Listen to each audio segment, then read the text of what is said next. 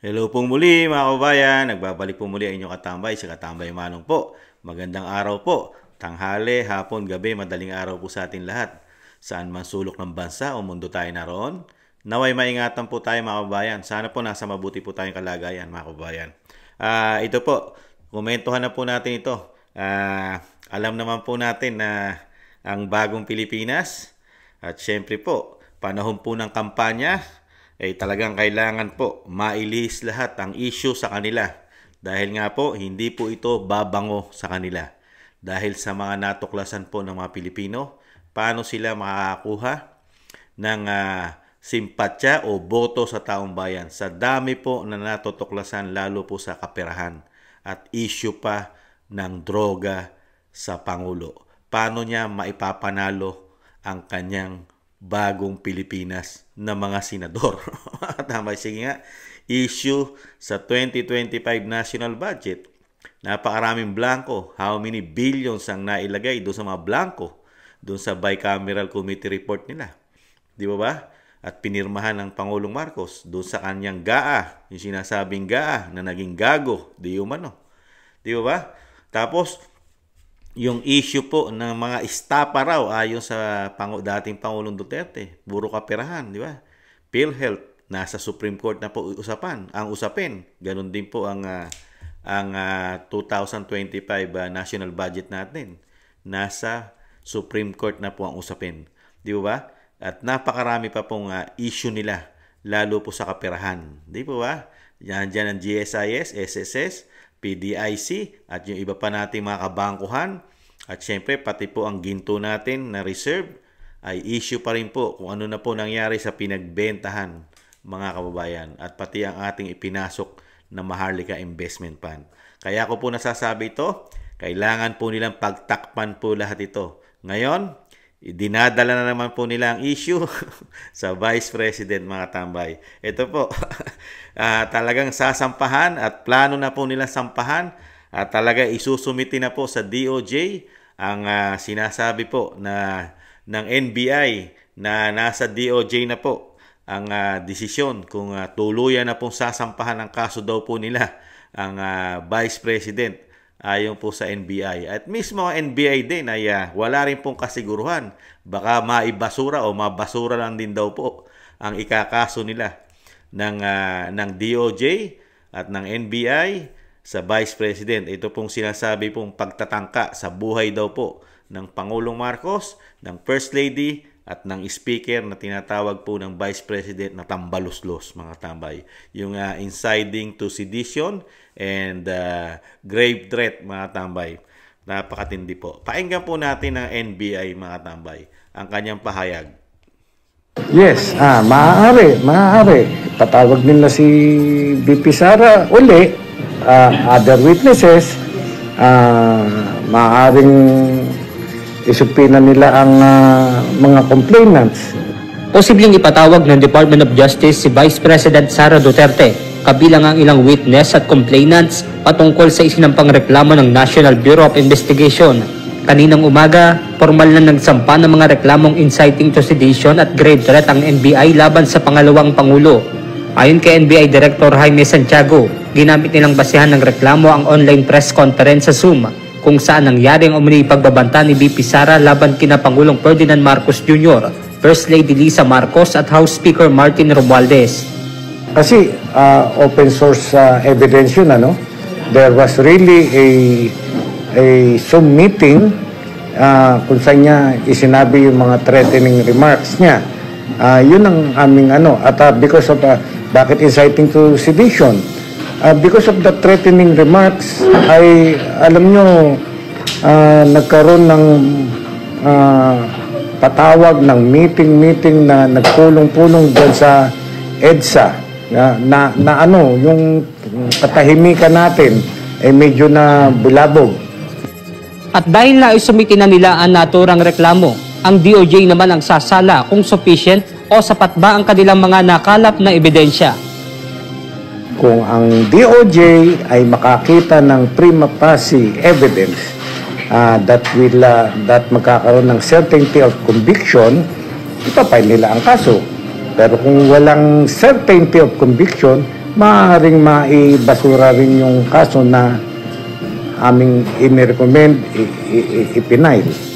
Ayon pa sa NBI Director, ginamit ding basihan ng reklamo ang nakuha nilang salaysay ng ilang kawani ng media at vlogger na dumalo sa online press conference. Matipid naman ang tugon ni VP Sara nang hinga ng reaksyon sa isinampang reklamo ng NBI. Sa isang pahayag, sinabi nito na inasahan na ang naturang aksyon ng NBI laban sa kanya. Dati na rin sinabi ng pangalawang Pangulo na wala siyang pagbabanta na binanggit sa naturang press conference. Benedict Samson, UNTV News and Rescue. Diyos ang aming... Yeah, mga tambay, kita nyo po, talagang bubuhayin po nila yan. Dahil nga po, gagamitin po nila yan, di ba? Dahil nga yan kasama po sa political demolition nila yan you know, political harassment sa Vice President at sa pamilya Duterte, di ba? At nga yung sinasabi natin, mga tambay, abogado po ang Vice President. Abogado rin po ito si Director Santiago, mga tambay. Alam niya po yun na may posibilidad na mabasura din itong kaso na ginawa po nila. Ito pong inciting to sedition and grave threat, mga tambay. At dinadaan po nila sa malawakang kaguluhan po at pagbabanta sa buhay daw po ng tatlo na sinasabi pong ang may issue po ng droga ayon kay Kati Binag at kay dating Pangulong Duterte na meron daw po tayong addict na presidente, ganun din si Kati Binag at kasama rin po ang First Lady sa issue ng droga ayon po kay Kati Binag. At syempre po, ang tambaluslos po na kontrolado daw po ang pera ng bansa, mga tambay, ayon sa Vice President. Nilibiriin niyo po yun. At kung babalikan po natin, talagang wala naman po pagbabanta ang Vice President. Di po ba? Dahil nakita naman po ng buong Pilipino at sambayanang Pilipino sa buong mundo, napanood po yan, napag-usapan pa nga po yan sa ibang bansa. Yung issue na yan, di ba? Kumalat po yan, international. At pati po ang ating mga kababayang OFW ay napanood po lahat yan. Wala pong pagbabanta. Yan din ang sinasabi ng Vice President. Sila lang po ang nag-conclude na pinagbabantaan sila. Mga kababayan, ano po ba sabi ng Vice President? Napakalinaw. Kung may mangyayari nga sa kanya, kung siya'y mamatay o patayin, patayin, di ba? Kung mamamatay siya, hindi siya papayag. Hindi siya papayag na wala ring mamatay dahil pinatay nga siya, mga tambay. Ang tanong nga natin dyan, magagawa pa ba yan? You know? Maiuutos pa ba yan? Susundin pa ba si Vice President kung patay na nga siya? Di umano. Di mo ba? Wala logic. Lalagyan logic, ano? Kasi nga, nabanggit din niya, ayaw niyang mamatay na nangyari. Di ba? Banggit niya nga di ba? Na ayaw niyang mamatay katulad nung iba na namamatay nang walang kabuluhan na nangyari sa kanilang buhay. Pinatay lang sila. Basta-basta. Siya, wala siyang ginagawang kasalanan. Pinopolitika siya dahil may ambisyon na maging Pangulo, maging Vice President. At syempre sa dami na natuklasan niya sa ginagawang korupsyon di umano sa ating bansa, lalo na sa institusyon na binanggit niya na kontrolado ang ating pera, hindi po nila magugustuhan ang Vice President. Kaya nga po napakarami pong ginawa pong panggigipit sa Vice President, di ba? Nakita niyo po, pati po ang kanyang mga security. Ano po nangyari sa kanyang security? Di ba? Talagang binigyan po ng malaking issue at problema ang Vice President. Pati po ang kanyang buhay, mismo siya. Nagpahayag na nanganganib ang kanyang buhay. Di po ba? At napakarami pong tinanim na kaso o bintang sa kanya. Di ba? Lalo-lalo po sa kanyang pagiging politiko at pagiging Vice President. Pati ang kanyang mga budget, pati ang kanyang confidential fund ay issue.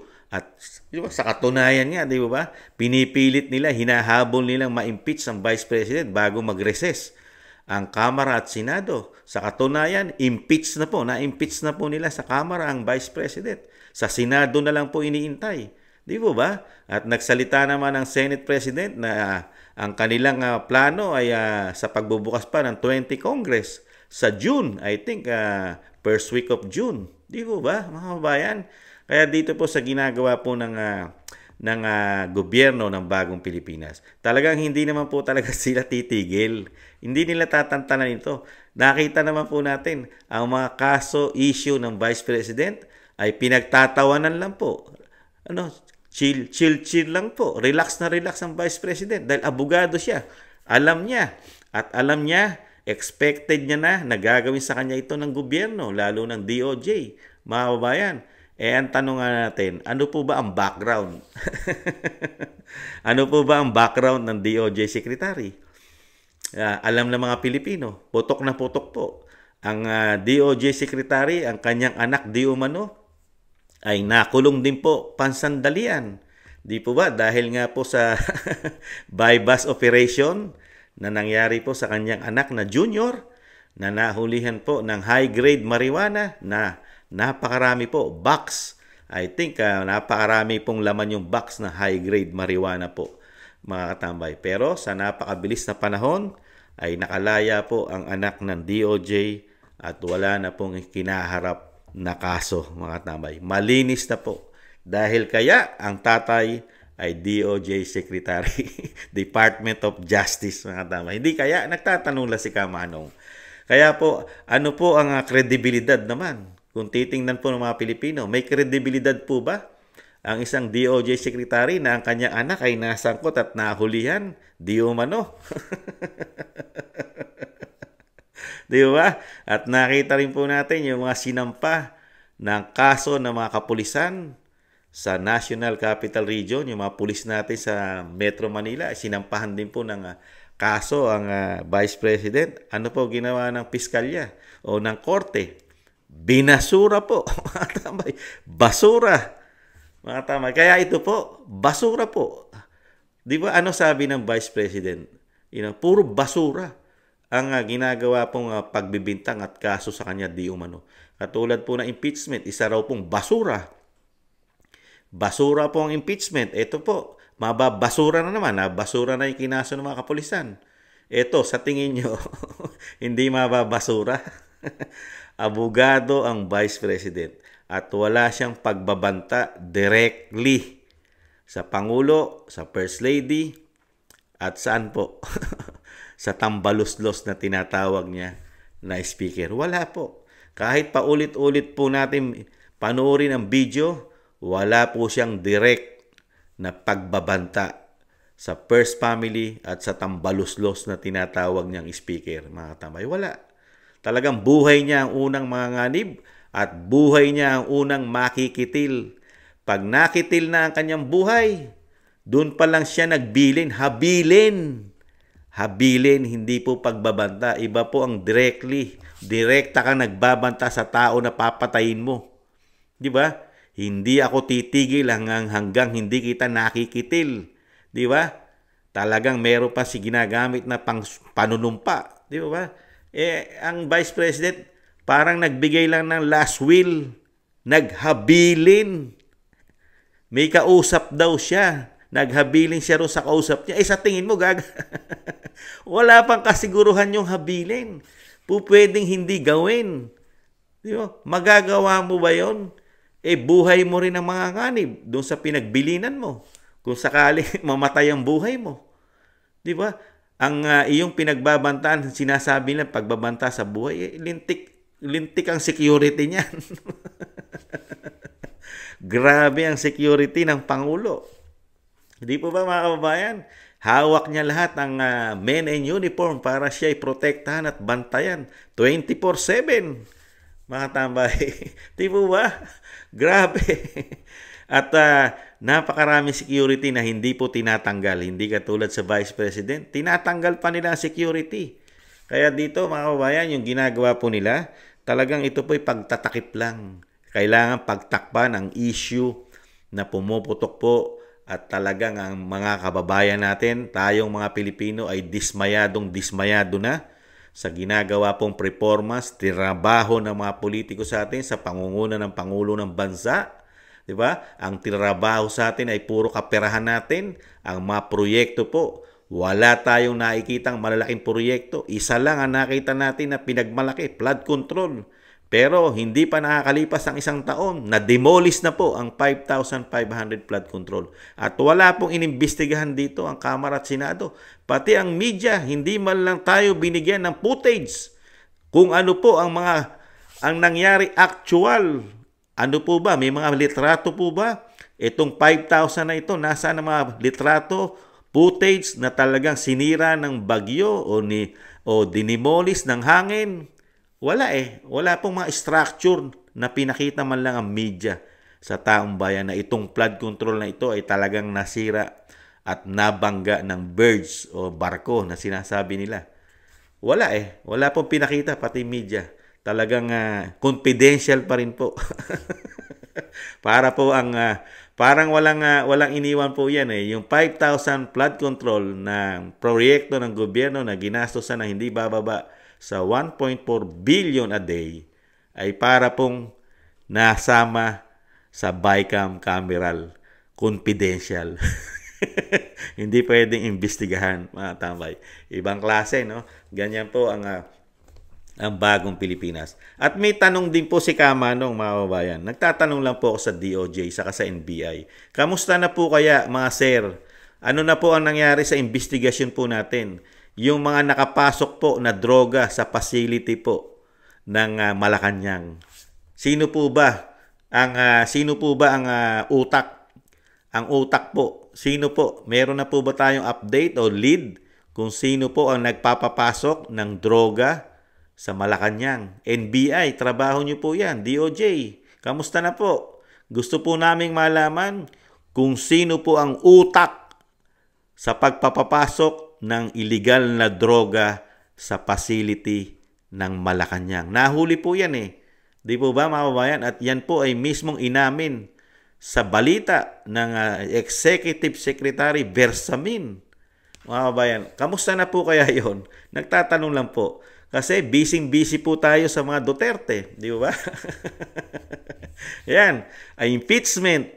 Ngayon naman, kaso naman po na inciting sedition, mga tambay, to sedition and grave threat, mga pagbabanta at malawakang kaguluhan na idudulot sa ating bansa dahil sa pagbabanta raw po at napunta pa ang ating mga kababayan sa rally o sa EDSA na sinasabi po ni Director Santiago.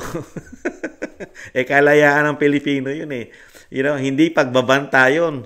Sir, kalayaan ng Pilipino, lalo ang bansa ay may demokrasya. Malaya tayo magpahayag. Bakit? Hindi naman po natin pwedeng kitilin. Kahit sino pwedeng pumunta ng EDSA at magsalita, di ba? Dahil meron tayong freedom of expression, di ba? Freedom of speech. Pati nga ang kalayaan ng pamamahayag o yung press, meron tayo. Di ba?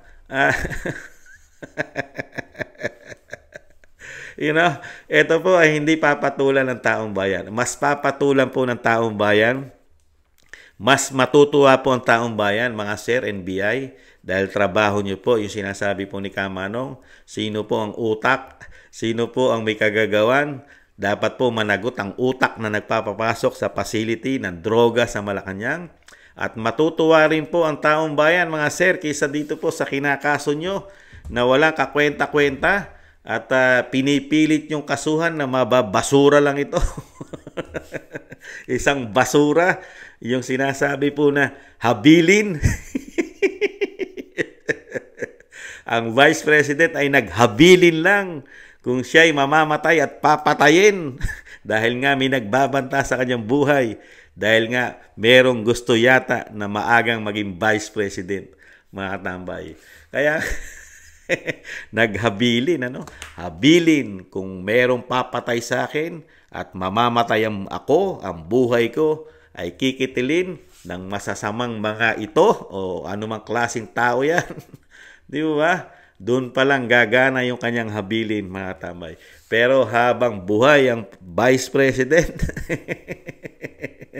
habang buhay, mga tambay, may mangyayari po ba? Wala. Nada. At may kaguluhan po ba? Wala. Nada. Kasi iniiwasan din po, paglalagyan niyo po ng logic saka malawakang pag-iisip. Hindi naman po gagawin ng mga Duterte ang magulo at manggulo at guluhin ng gobyerno. Di ba? Bakit? May history po ang nakaupo. Di po ba ang pamilya Marcos ay may history? May history po sila. Lalong-lalo po sa batas militar. Di ba? Martial law. Hindi naman po tanga ang Vice President at ang dating Pangulong Duterte para po mag-aklas sa panahon po ngayon na kontrolado po nila dahil nga po sa dami po ng perang issue na hindi po maipaliwanag, na sinasabi po, usap-usapan po, ang pera daw po ay nagagamit ngayon sa kanilang pangsariling interest daw. Sa tingin nyo, hindi gagamitin ang pera natin dito para mag-declare di umano ng martial law? Kaya parang gustong-gusto nila magkaroon ng kaguluhan eh. Di kaya?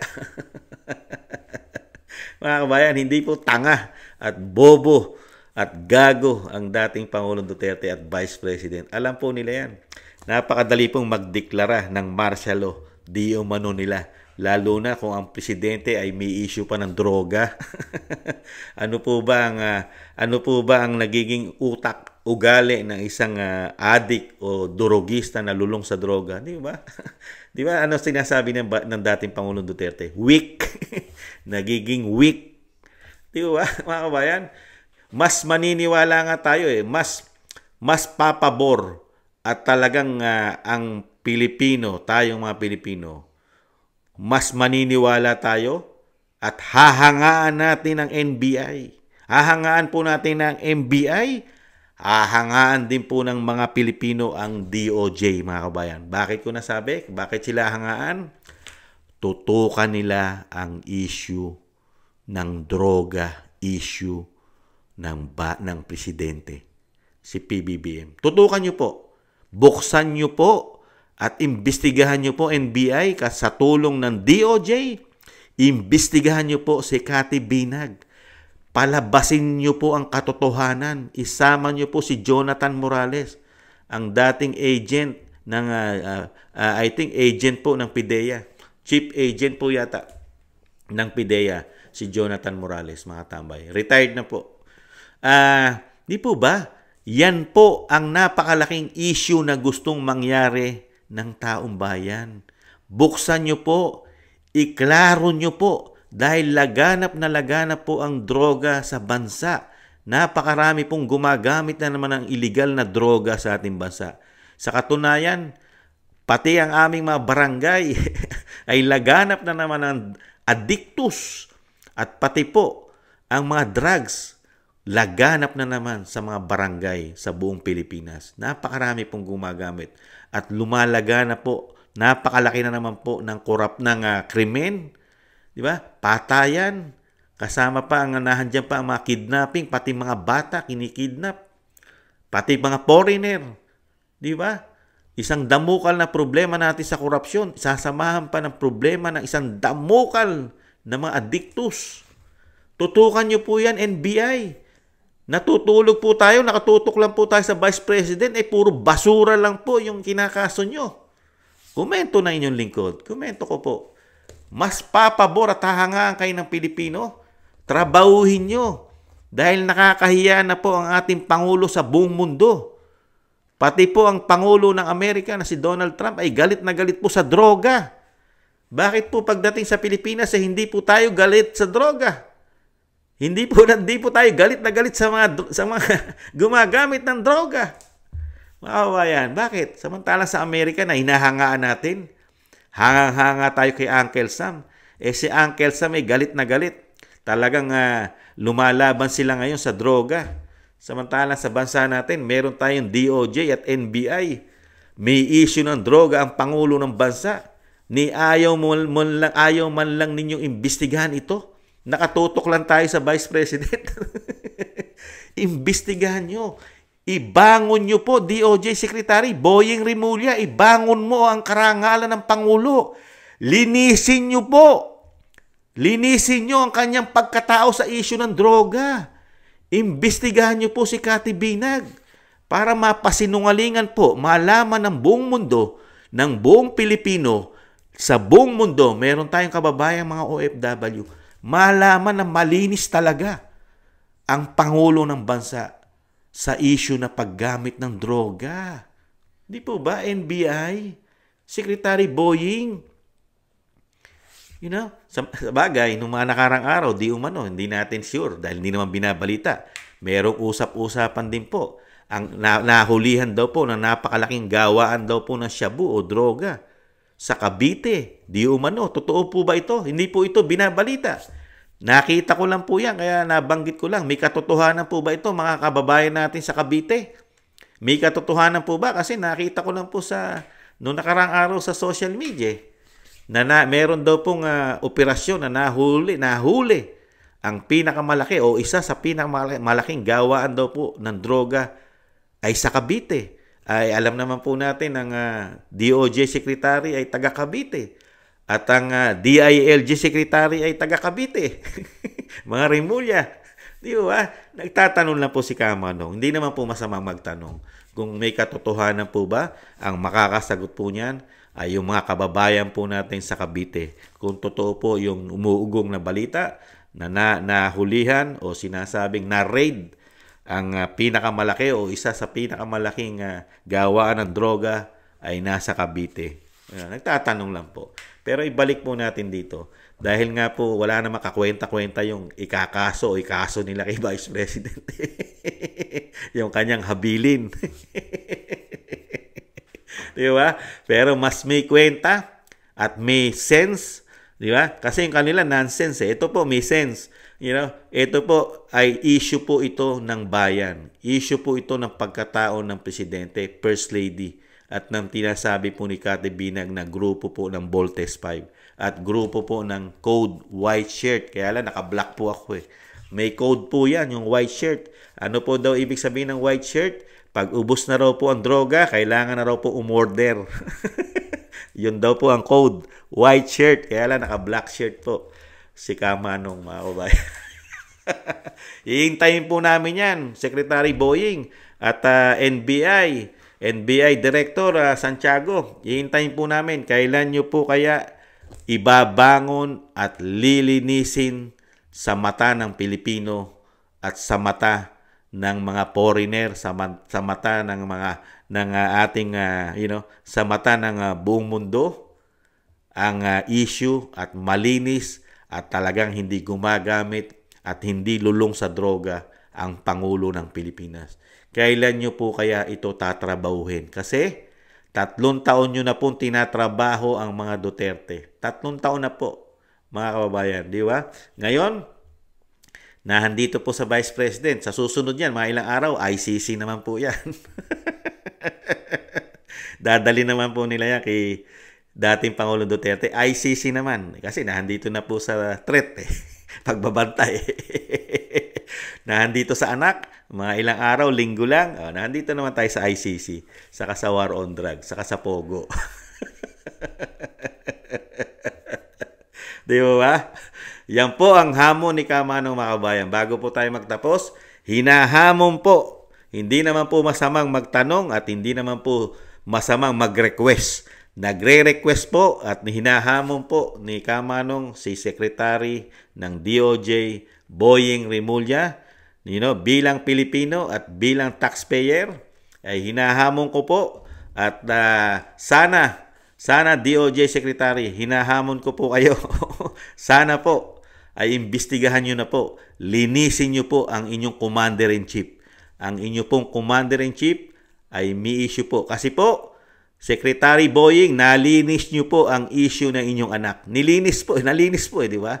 Wala na pong kaso ang inyong anak sa nahuli po na high-grade marijuana sa inyong anak. Nalinis nyo po.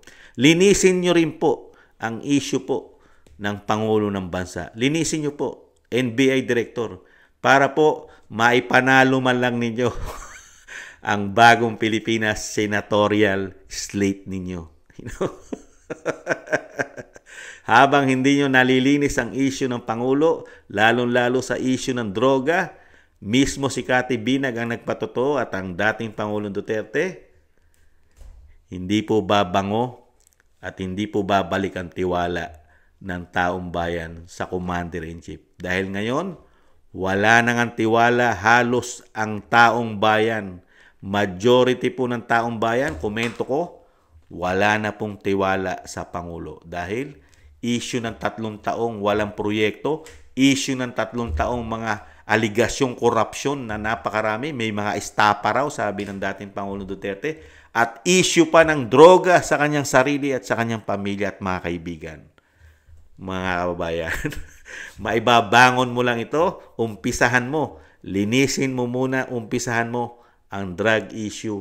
At sana gawin po ito, sana po gawin ng DOJ Secretary kung siya po ay may yag balls. Kung wala po siyang yag balls, ay hindi niya po kayang gawin ito, mga kababayan. Kung siya po ay kasintapang ng dating Pangulong Duterte, magagawa po niya lahat ng hamon ni Kamanong.